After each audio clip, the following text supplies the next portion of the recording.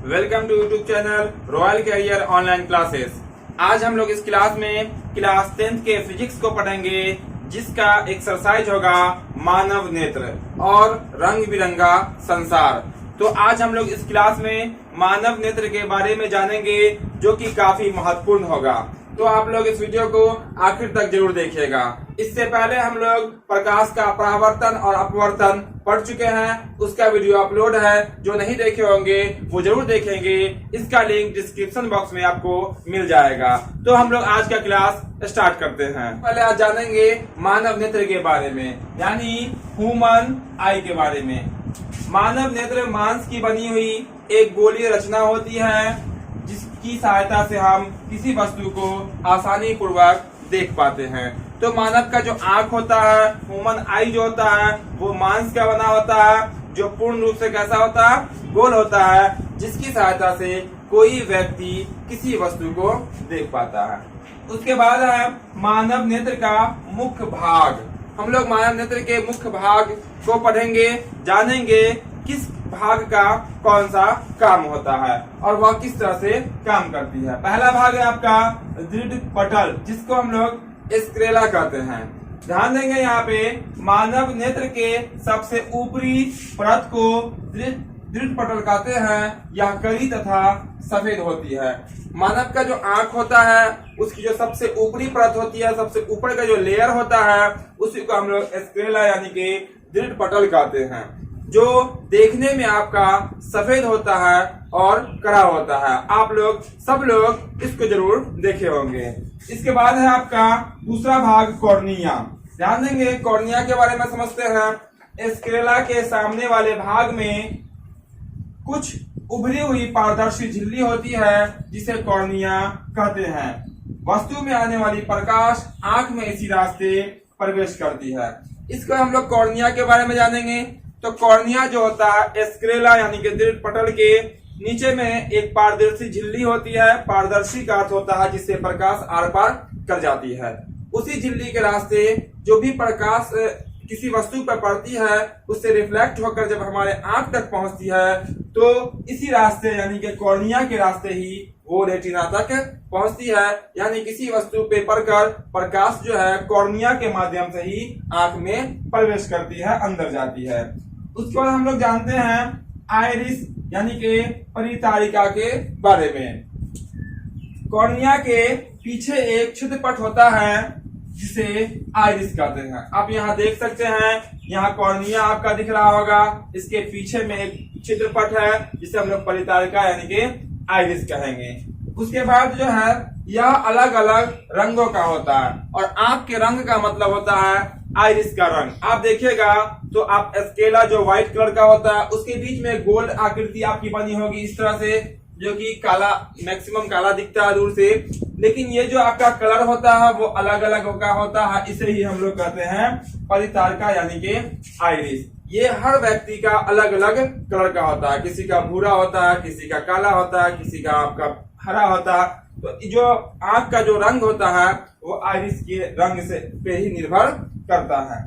उसका हम लोग पढ़ते हैं पुतली यानी कि पीपुल के बारे में जानते हैं। आइरिस के मध्य भाग में एक छोटा सा गोलाकार छेद होता है, जिसे आंख की पुतली कहते हैं। यह काला दिखता है। उसके बाद ध्यान देंगे, ये जो आपकी गोल आकृति जो मैक्सिमम आपको काला दिखता है, इसके ठीक बीच में देखिएगा ध्यान से, तो आपको एक बीच में इस तरह से आपको छिद्र दिखाई देगा। वही आपका पुतली यानी कि पीपुल कहलाता है। यही आपका ये जो है ना आपका हमेशा काला दिखेगा, और आप जब देखिएगा दूसरे के आंख में इसको, तो इसी में आपका खुद का तस्वीर आपको दिखाई पड़ेगा दूसरे के आंखों में। तो ये हर व्यक्ति का कैसा होता है, काला होता है, जबकि इसके किनारे का जो ये जो रंग होता है हर व्यक्ति का क्या होता है, अपना अपना अलग अलग होता है। उसका हम लोग जानते हैं नेत्र लेंस यानी कि आई लेंस के बारे में। पुतली के नीचे पारदर्शी तथा मुलायम पदार्थ का बना हुआ एक उत्तल लेंस होता है, जिसे नेत्र लेंस कहा जाता है। तो ध्यान देंगे यहाँ पे पुतली के नीचे, यहाँ पे ध्यान देंगे आपका पुतली है, इसके नीचे यहाँ पे एक लेंस लगा होता है। इसी लेंस को हम लोग नेत्र लेंस कहते हैं। नेत्र लेंस में हमेशा उत्तल लेंस होता है। ध्यान देंगे एग्जामों में बहुत सारे ऑब्जेक्टिव मानव नेत्र से बनाए जाते हैं, जो हम आपको जरूर बताएंगे किस टाइप का क्वेश्चन पूछा जाता है। उसमें एक क्वेश्चन ये भी रहता है कि मानव नेत्र में कौन सा लेंस होता है, तो मानव नेत्र में हमेशा उत्तल लेंस होता है, ध्यान देंगे। अब हम लोग आंख के कुछ और भाग को जानते हैं। यहाँ पे आपका ये ह्यूमन आई का डायग्राम है, साधारण डायग्राम बनाया गया है। इसमें कुछ इसके मुख्य भाग के नाम भी लिखे हुए हैं। यहाँ आपका रेटिना होता है, बहुत ही इंपॉर्टेंट भाग है ये आपका लेंस है, यानी कि यहीं पे आपका उत्तल लेंस होता है। ये आपकी पुतली यहाँ पे होती है, परितारिका यहाँ होता है, कॉर्निया यहाँ पे होता है, ठीक है। तो ये आपका डायग्राम है। अब हम लोग इसके और कुछ भाग को जानते हैं। अगर आपको समझ में आ रहा होगा तो वीडियो को लाइक जरूर कीजिएगा और साथ ही साथ दोस्तों को शेयर भी। तो अब हम लोग रेटिना के बारे में जानेंगे और उसके साथ साथ हम लोग किसी वस्तु को कैसे देख पाते हैं उसके बारे में भी जानेंगे। और उसके बाद हम लोग जानेंगे कि कम प्रकाश से अधिक प्रकाश वाले स्थान पे या अधिक प्रकाश से कम प्रकाश वाले स्थान पे हम लोग जाते हैं तो हमें देखने में कुछ टाइम क्यों लगता है। तो सबसे पहले हम देखते हैं आपका दृष्टि पटल या रेटिना। आंख के सबसे भीतरी भाग को रेटिना कहते हैं, जहां किसी वस्तु का प्रतिबिंब यानी इमेज बनता है। जो प्रतिबिंब बनता है वो वास्तविक और उल्टा होता है। ध्यान रखिएगा, आपका क्वेश्चन एग्जामों में कई बार पूछा गया है किसी वस्तु का प्रतिबिंब आंखों पे कहाँ बनता है, तो इसका आंसर हो जाएगा आपका रेटिना पे। रेटिना पे किसी वस्तु का प्रतिबिंब कैसा बनता है, तो इसका आंसर हो जाएगा वास्तविक और उल्टा। तो ये महत्वपूर्ण भाग होता है आंखों का, किसी वस्तु का जो इमेज होता है इसी रेटिना पे बनता है। उसके बाद हम लोग पढ़ते हैं, आप लोग किसी वस्तु को देखने की क्रिया को बताएं। कोई वस्तु जो है हमें कैसे दिखाई पड़ती है, क्या क्या क्रिया होता है, फिर उसके बाद वस्तु हमें दिखाई देती है।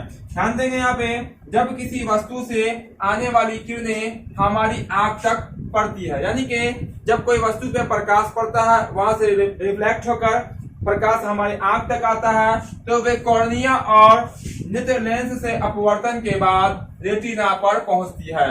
फिर वह हमारे आंख के अंदर प्रवेश करती है, तो उसका जो प्रकाश है वो कहाँ पहुंचता है, इसी रेटिना पे पहुंचता है और वहां वस्तु का प्रतिबिंब वास्तविक और उल्टा बनता है। यहाँ भी हम लोग पढ़ चुके हैं रेटिना पे वस्तु का प्रतिबिंब कैसा बनता है, वास्तविक और उल्टा बनता है। यहाँ भी वस्तु का प्रतिबिंब वास्तविक और उल्टा बनता है, परंतु मानव मस्तिष्क द्वारा इस प्रतिबिंब को सीधा देखने की संवेदना होती है।